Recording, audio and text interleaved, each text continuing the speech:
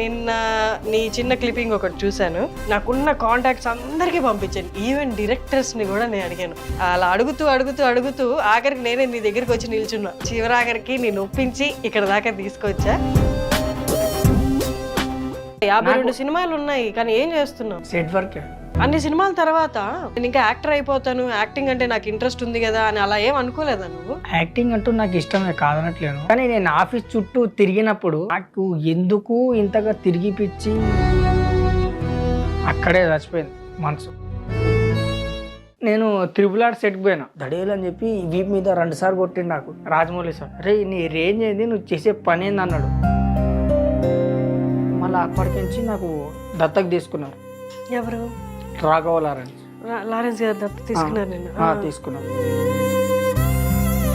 అమ్మ ఎలా చనిపోయారు? అమ్మ నాన్న బామ్మ ఒకటేసారి కాల్చుకొని చనిపోయారు. అది ఏమైందో తెలియదు. నువ్వు లేవా అప్పుడు జరుగుతున్నప్పుడు? ఇంటికి పోయే వరకు శవం లెక్క ఉన్నారు.